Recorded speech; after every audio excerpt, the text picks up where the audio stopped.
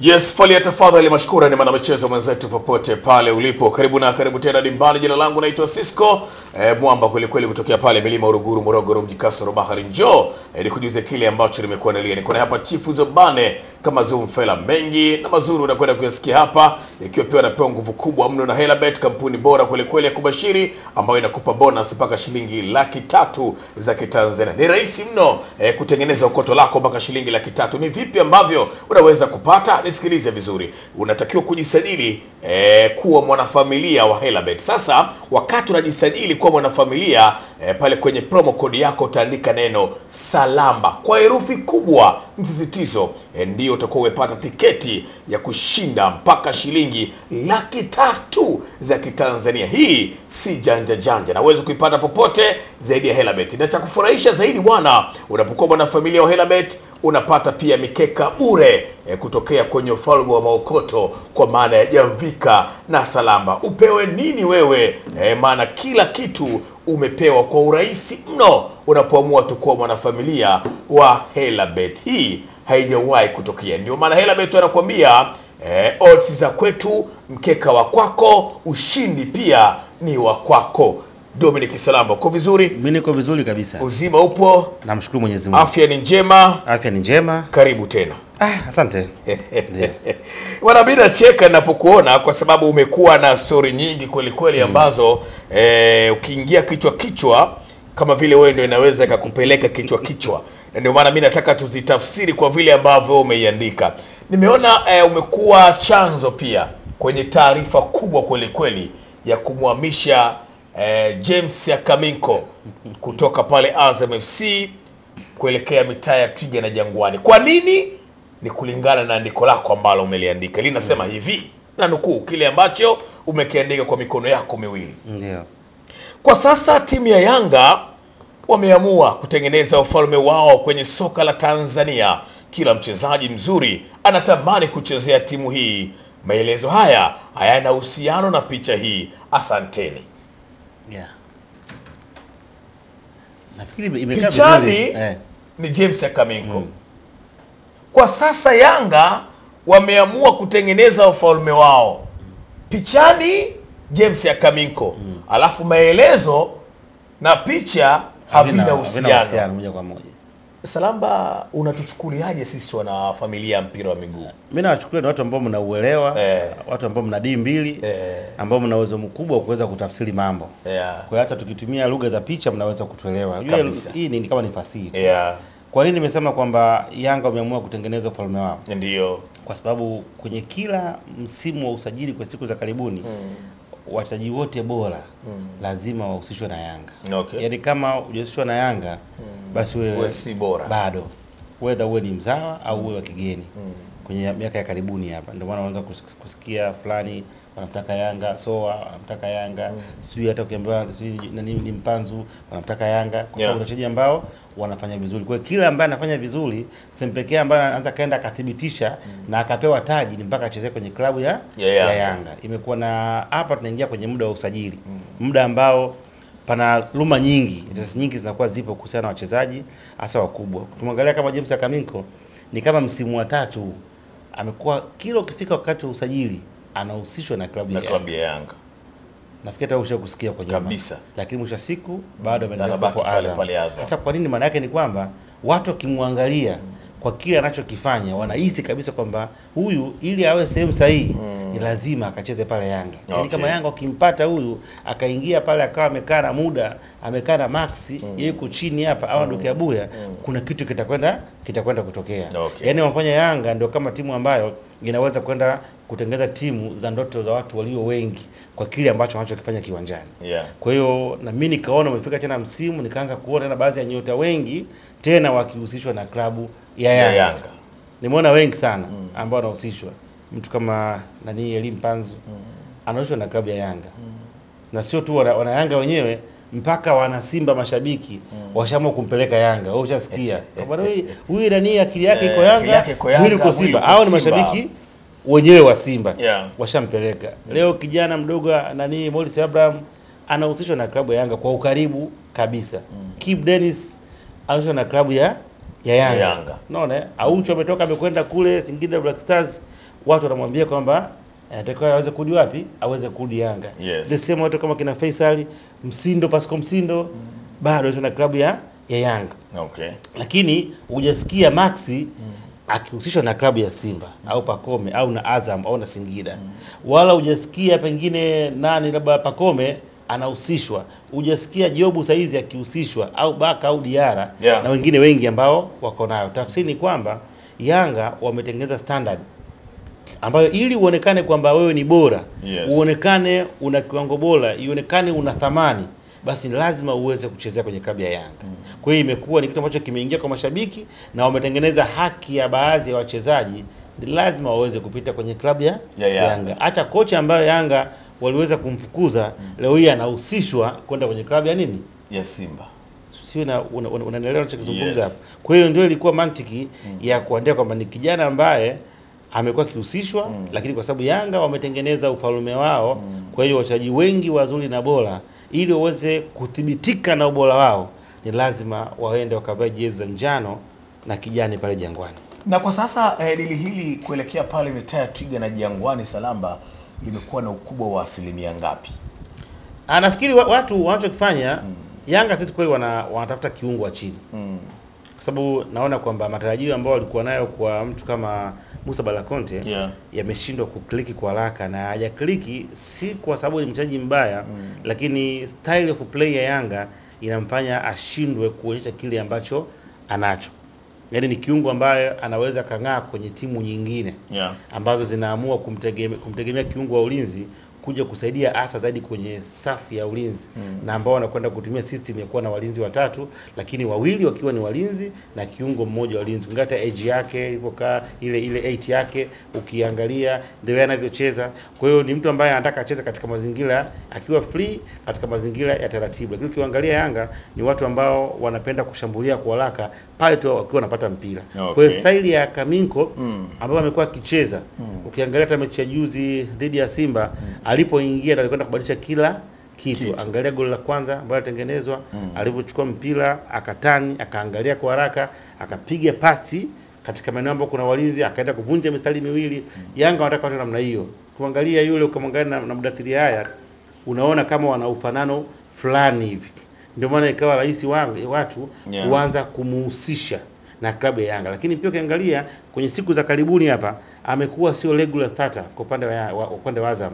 Kutoka yuko kuangalia yule anaitwa Mtasingwa, baadaye akaja kaumia na baadaye akaja Imidimao wakaweza kukaa kwenye lile eneo. Kwa hiyo ukiangalia Kaminko amekuwa tena sio regular starter kwenye kikosi cha Azam.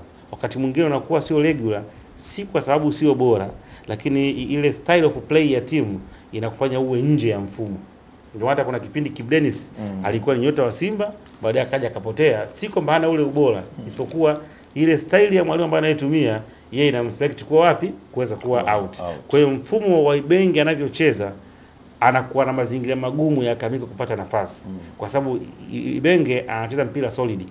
Anacheza mpira mgumu akitegemea kushambulia kupitia pembeni. Ni mwalimu ambaye aamini katika pasi nyingi na katikati. Anaweka watu wagumu wapige mpira mirefu wakashambulia kupitia kwenye zile flanks. Kitu ambacho Kaminko anapenda kuchezea mpira. Anapenda kubato. Anapenda kufanya dribbling. Kwa hiyo kwa aina ya uchezaji wake wakati mwingi atakuwa apate nafasi ya kuweza kucheza kutokana na aina ya mwalimu na mfumo alionao. Ndio maana watu wakaona kwamba sasa huyu anaweza kwenda kufiti akienda shimoni kwenye klabu ya Yanga, na hasa kukireflect yale ambayo amekuwa akiyafanya katika misimu ya karibuni. Ndio maana walio wengi wakaamua kumhusisha kinyume na andiko langu ambalo nilikuwa nimeliandika. Salamba, ni sahihi kwa klabu ya Yanga kama itafanya maamuzi ya kumchukua James ya Kaminko na kuachana labda na kiungo Musa Balakonte ambaye amesajiliwa kwa mapambio mengi kweli kweli, lakini hayakuishia tu kwa mapambio mengi, mapambio ambayo yamefanya mabosi hao wa Twiga na Jangwani watoe fedha nyingi kupita kiasi, dola 600,000 za Kimarekani. Nafikiri mimi kwa upande wangu ukiniambia nifanye assessment, Kaminko ni miongoni mwa viungo bora ambao wanafiti kwenye ile style ya kucheza ya klabu ya Yanga. Maana anaweza kani kiungo bora lakini ukampeka simu nyingine asiweze kufiti. Ndio baya wa mpira wa miguu.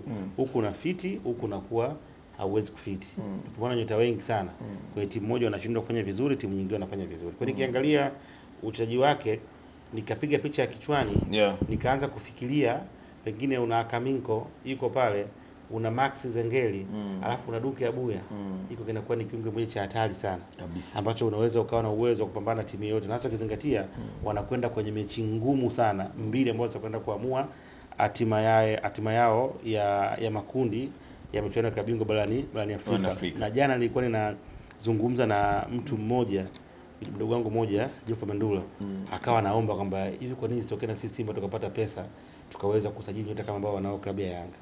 Nikamwambia pale Yanga hawafati makaratasi. Pale kuna fedha. Kwa hiyo ndio maana hata Kaminko hajahusishwa na klabu ya Simba kwa sababu wakati mwingine wanafikiria wataweza kumlipa kwa kipindi hiki.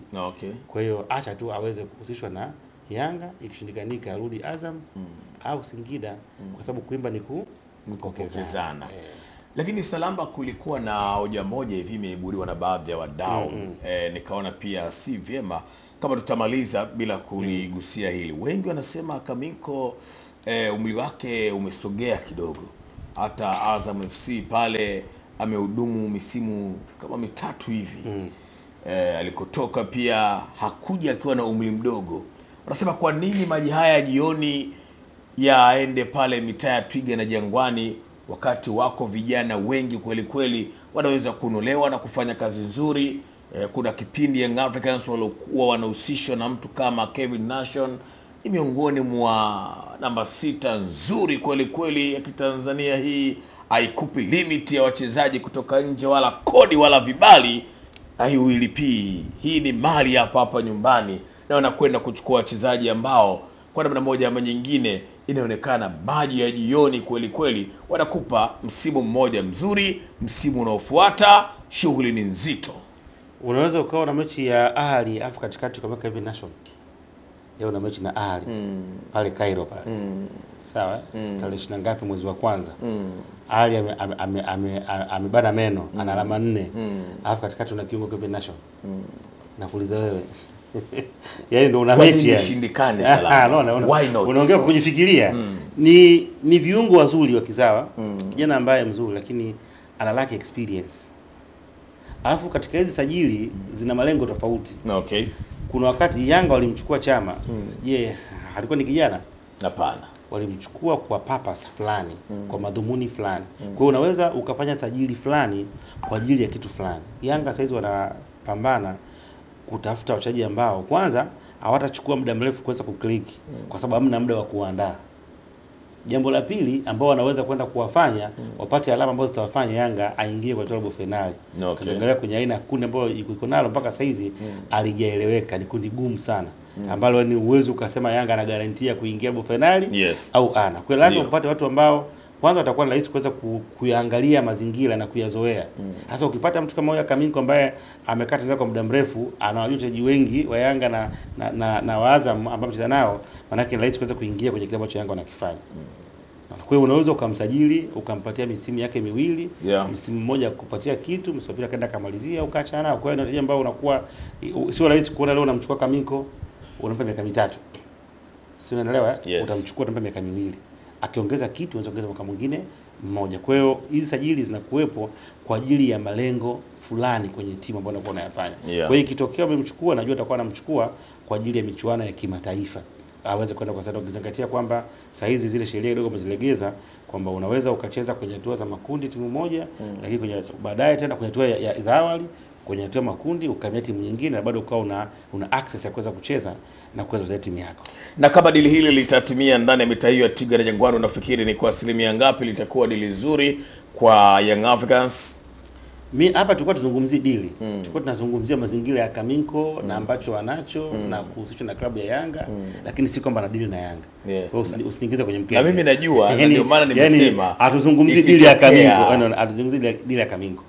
Kwamba nilikuwa najaribu kufanua kile ambacho nimeweza kukiandika na kujima, sio kwamba ni mtu ambaye Yanga anaweza akacheza na akawasaidia kutokana na aina ya uchezaji wake. Tuko pamoja? Tuko vizuri. Lakini Salamba, unakiri kwamba Kaminko ni mchezaji mzuri sana na anastahili kucheza Yanga? Kwa Yanga ndio timu kubwa kwa sasa. tafsiri sahihi ni kwamba huyu anaweza kuingia kwenye mfumo wa Young Africans. Akaminko anastahili kucheza timu kubwa Tanzania kama Yanga, na Yanga ndio timu kubwa Tanzania kwa sasa. Ndio maana nikasema kwa mfano ikatokea dili lake likatiki, kwako ni utakuwa usajili wa aina gani? Big yes au big no? Nasema ni big very yes, ambayo haipo kabisa. Si okay. Big yes mimi ka very ambayo haipo. Kwa salamba bwana, tumepata vitu vingi kweli kweli kuhusiana na James Akaminko, lakini mimi nasema hizi tetesi bwana ni mchakato, lakini kuna wakati unatakiwa utumie D2 ili kupata kitu. Dominic Salamba Chifu Sombane kama Zumfela amezungumza mengi na mazuri, lakini nikukumbushe tu ya kwamba wakati tunaendelea kufurahia maisha haya ya tetesi, endelea pia kufurahia maokoto kutokea Jamvika na Salamba. Ni rahisi mno. Ni kwa namna gani tunapata maokoto? Basi Chifu yuko hapo kwa ajili ya kutujuza kwa njia rahisi mno ya kutengeneza miamala na mambo yakawa vizuri kweli kweli kuelekea msimu huu wa sikukuu za Christmas na mwaka mpya. Nafikiri tupo katika kipindi ambacho tunaenda kwenye mwisho wa mwaka. Yes. Kwenye mwanzo wa mwaka kila mtu alikuwa na malengo. Nafikiri hata walikuwa na malengo. Ule mwaka mpya ukiwa unaanza, watu wanakuwa wanakimbia usiku na kushangilia. Yaani kwamba wanakwenda kwenye mwaka wa mafanikio wakati mawazo yako pale pale. Tuko kwenye mwezi wa 12, katika zile item 10 au 20 ambazo ulikuwa umezipanga, ikiwa pamoja na kuoa Bwana Vuma, mpaka saa hizi hata moja haijakamilika. Sasa kwambia hizi ni dakika za jioni. Aishi mpaka iishe. Kwa hiyo hizi siku ngapi zilizobakia kutoka leo 17 mpaka tarehe 30, leo inaweza likatokea. Uwezi ukaenda ukakota dhahabu au Tanzanite ili uende kuuza upate pesa, lakini unaweza ukajiunga na Jamvika na Salamba. Ukatia buku yako kupitia kwenye Helabet, ukajikuta unaamka ukawa ni miongoni mwa mamilionea. Cha kufanya ni kuchukua simu yako, unaandika nyota 150 nyota 50 nyota 1 leo.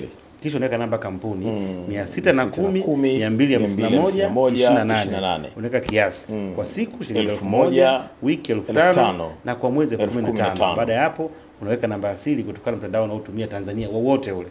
Kisha utapokea ujumbe kutoka Selcom na Salamba TV umejiunga, na tena unaanza kufurahia huduma bora ambayo inaweza kufanya hata kama ulikuwa unataka kuoa, basi ukaenda kutoa mali na nyingine kabaki kufanya sherehe na ukaingia mwaka mpya ukitwa Mr na sio Vuma. Bwana, hivyo ndivyo ambavyo Jamvika na Salamba inaendelea kukufanya wewe utabasamu muda wote. Kuna ada hapo Januari si mbali, lakini pia sikukuu yako umeipangaje? Umeipanga vizuri sherehe hizi bwana? Kuna mwaka mpya, kuna Christmas, zinahitaji fedha nyingi kweli kweli ili kusherekea sikukuu hizo wewe na wapendwa wako ambao wamekuzunguka. Na ndio maana tulikuwa tunakuambia kwamba Jamvika na Salamba usipojipanga utapangwa, lakini kuelekea sikukuu hizi tumejipanga kweli kweli. Ndio maana tunakuambia Jamvika na Salamba haina janja, wajanja wana okota tali wailalika masalam.